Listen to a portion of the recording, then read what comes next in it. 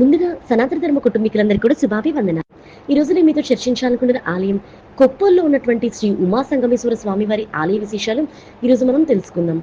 కొప్పోలు తెలంగాణ రాష్ట్రం మెదక్ జిల్లాలో ఉంది.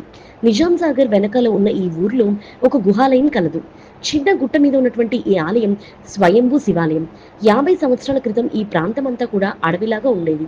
కర్ణాటకలోని బసవ కళ్యాణ పీఠాధిపతి అయినటువంటి శ్రీ మదానంద సరస్వతి స్వామివారు ఇక్కడ కొంతకాలం తపస్సు చేసుకున్నారు. ఆ సమయంలో ఈ ఆలయ అభివృద్ధికి ఎంతో పాటుపడ్డారు. 1970 ప్రాంతంలో శ్రీ మదానంద సరస్వతి ఈ ఆలయంలో అనేక విగ్రహాలను ప్రతిష్ఠించారు.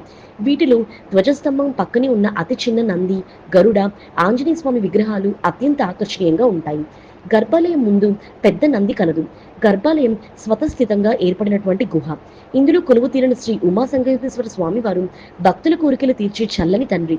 ఇక్కడ విశేషం ఏమిటంటే ఈ స్వామికి అభిషేకించిన నీరు గర్భాలయం భూమిలోనే ఇంకిపోతుంది, బయటకు రాదు. ఎటు వెళ్తుందో కూడా తెలియదు. ఇంకొక విశేషం ఏంటంటే శ్రావణ మాసంలో గర్భగుడిలో కింద నుంచి వచ్చిన నీరుతో గర్భాలయం మొత్తం నిండిపోతుంది. ఒక్కసారి ఆ నీటితో శివలింగం కూడా మునిగిపోతుంది. తర్వాత మళ్ళీ ఆ నీరు దానంతట అదే తగ్గిపోతుంది. ఆలయం బయట శ్రీ మదానంద సరస్వతి, దుర్గ పంచాయతనం, శనీశ్వరుడు, కోటిలింగేశ్వర స్వామి, నటరాజులకు ఉపలాయకులు కలవు.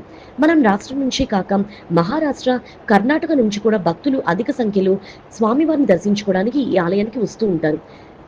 శ్రావణ మాసంలోనూ శివరాత్రి ఉత్సవాలకు ఇక్కడ అత్యంత వైభవంగా జరుగుతూ ఉంటాయి. మరి తెలుసుకున్నారు కదా ఉమా సంగమేశ్వర స్వామి వారి ఆలయ విశేషాలు. ఈ వీడియో చూసిన మీ అందరికీ కూడా కృతజ్ఞత.